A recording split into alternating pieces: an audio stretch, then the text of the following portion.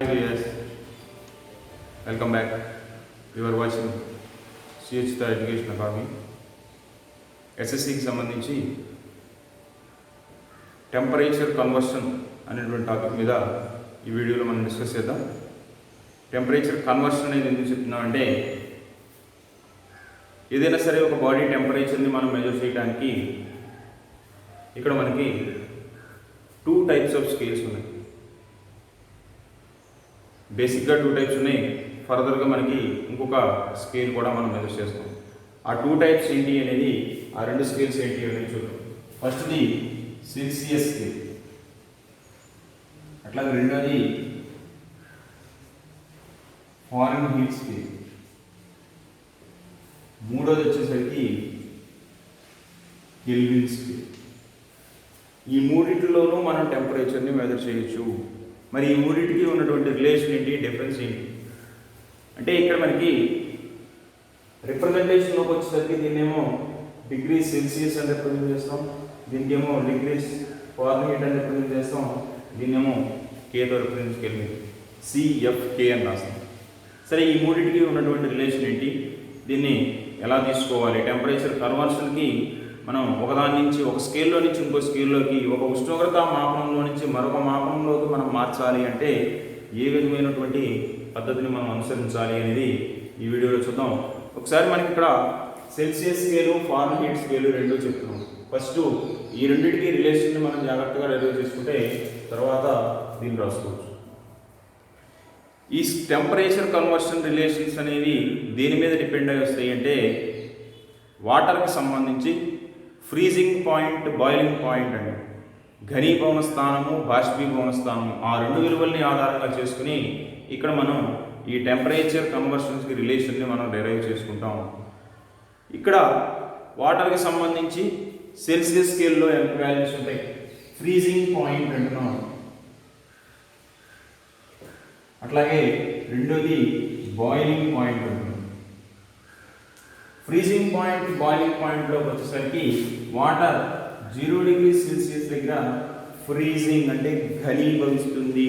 మరి ఘనీభవనం అంటే ఏంటి అంటే, ఇక్కడ మనకి లిక్విడ్ స్టేట్ నుంచి సాలిడ్ స్టేట్లోకి బాడీ అనేది సబ్స్టెన్స్ అనేది కన్వర్ట్ అయితే, లిక్విడ్ స్టేట్లో నుంచి సాలిడ్ స్టేట్లోకి సబ్స్టెన్స్ అనేది కన్వర్ట్ అయితే ఏ టెంపరేచర్ దగ్గర అయితే ఆ కన్వర్షన్ జరుగుతుందో దాన్ని ఫ్రీజింగ్ పాయింట్ అంటాం. అది 0 డిగ్రీ సెల్సియస్ వాటర్.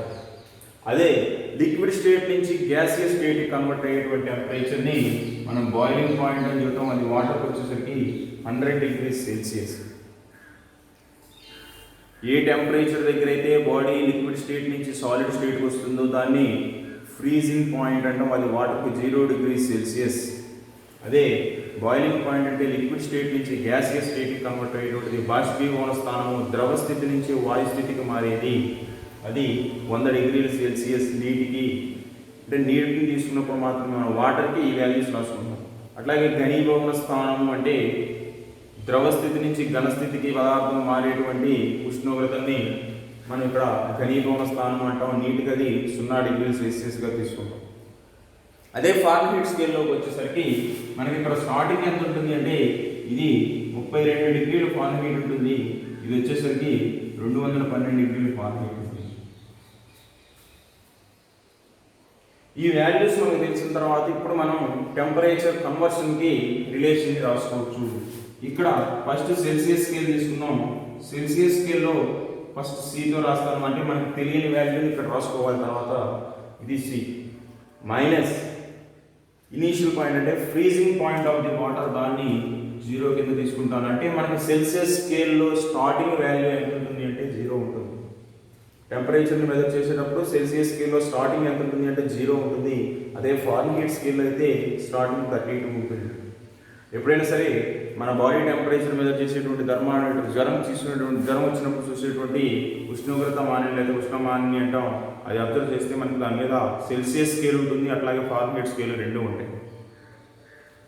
అలా రెండూ తీసుకున్నప్పుడు వాటిలో సెల్సియస్ స్కేల్ ఏమో స్టార్టింగ్ 0 ఉంటుంది, ఫారెన్హీట్ స్కేల్కి వచ్చేసరికి స్టార్టింగ్ 32 ఉంటుంది.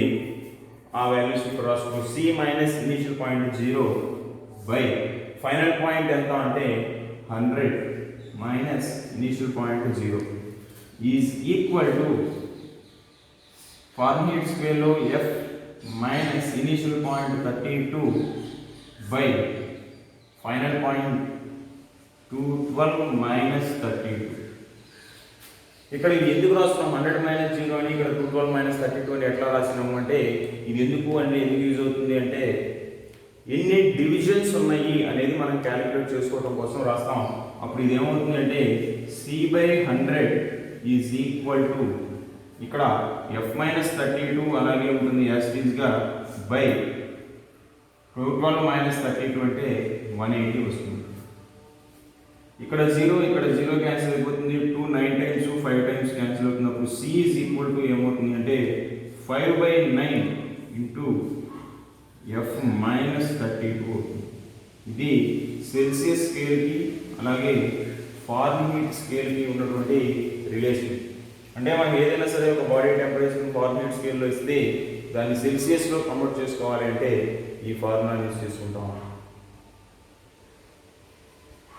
సరే, ఇక్కడ మనకి మన బాడీ టెంపరేచర్ ఫారెన్హీట్ స్కేల్లో అయితే ఏమో చెప్తామంటే 98.6 డిగ్రీస్ ఫారెన్హీట్ అని చెప్తాం. Normal human body temperature 98.6 degrees Fahrenheit అని చెప్తాం. అదే సెల్సియస్ స్కేల్లో అయితే 37 డిగ్రీ సెల్సియస్ అని చెప్తాం. అదే సెల్సియస్ స్కేల్లో అయితే 37 డిగ్రీ సెల్సియస్ అని human body temperature, normal human body టెంపరేచర్ని ఇలా మనం మెజర్ చేస్తాము. ఇదేమో ఫారెన్హీట్ స్కేల్లో, ఇదేమో సెల్సియస్ స్కేల్లో. ఈ ఫార్ములాలో కానీ మనం ఈ వాల్యూ సబ్స్టిట్యూట్ చేసి చూస్తుంటే రెండు ఈక్వల్గా వస్తాయి. కాబట్టి ఇవి రెండు హ్యూమన్ బాడీ టెంపరేచర్ ఫారెన్హీట్ స్కేల్లోను సెల్సియస్. ఇక్కడ మనకు మిగిలింది ఇంకొకటి ఉంది, అది కెల్విన్ స్కేల్. ఇది జనరల్గా దేనికి యూజ్ చేస్తామంటే థర్మోడైనమిక్ టెంపరేచర్ని మెజర్ చేయడానికి. అంటే మనం థర్మోడైనమిక్స్ అనేటువంటి టాపిక్ చదివేటప్పుడు అక్కడ టెంపరేచర్ రిప్రజెంట్ చేయడానికి ఈ కెల్విన్ స్కేల్ అనేది వాడతాం. ఈ కెల్విన్ స్కేల్ అనేది దేనికి కంపేరబుల్గా ఉంటుంది అంటే మనం జనరల్గా సెల్సియస్తోనే రాసుకుంటాం. అది ఎట్లా వస్తుంది అంటే K is equal to C+273 రాసుకుంటాం. అంటే మనం ఒక బాడీ టెంపరేచర్ని సెల్సియస్లో మెజర్ చేస్తే దాన్ని కెల్విన్స్లో కన్వర్ట్ చేయడానికి సెల్సియస్ వాల్యూకి 273 యాడ్ చేస్తే సరిపోతుంది. ఎందుకని అంటే సెల్సియస్ స్కేల్లో మనం ఇక్కడ స్టార్టింగ్ 0 అని చెబుతున్నాం. అదే కెల్విన్ స్కేల్లో స్టార్టింగ్ వచ్చేసరికి 273 ఉంటుంది. సో ఆ సెల్సియస్ టెంపరేచర్ని కెల్విన్ స్కేల్లోకి కన్వర్ట్ చేయాలి అంటే మనం ఏం తీసుకోవాలి అంటే సెల్సియస్లో ఇచ్చినటువంటి వాల్యూకి 273 యాడ్ చేస్తే మనకి కెల్విన్ స్కేల్లో టెంపరేచర్ అనేది వస్తుంది. సో ఇట్లా మనం ఈ మూడు స్కేల్స్కి సంబంధించి టెంపరేచర్స్ని మెజర్ చేసుకోవచ్చు. వాటికి సంబంధించి కన్వర్షన్స్ని మనం చేసుకోవచ్చు. వీటి మీద ఏంటంటే మనకి కాంపిటేటివ్ ఎగ్జామినేషన్స్లో ఈ ప్యాటర్న్లో ఈ ఫార్ములా యూజ్ చేసుకుని క్వశ్చన్స్ రావడానికి ఛాన్స్ ఉంటుంది. అట్లాగే ఇక్కడ మనకి ఇదే కన్వర్షన్ డైరెక్ట్గా ఫార్ములాస్ యూజ్ చేయొచ్చు. లేదు అంటే కొత్త స్కేల్స్ అంటే డిఫరెంట్ స్కేల్స్ని కూడా మనకి క్వశ్చన్స్లో ఇచ్చి వాటి నుంచి మనం ఫార్ములాస్ని మనమే డిరైవ్ చేసుకుని అంటే ఈ టైప్ ఆఫ్ రిలేషన్ బేస్ చేసుకుని మనం దానికి సంబంధించినటువంటి ప్రాబ్లమ్స్ సాల్వ్ చేయడానికి క్వశ్చన్ రావడానికి ఛాన్సెస్ ఉంటాయి. That's it for now. Thank you.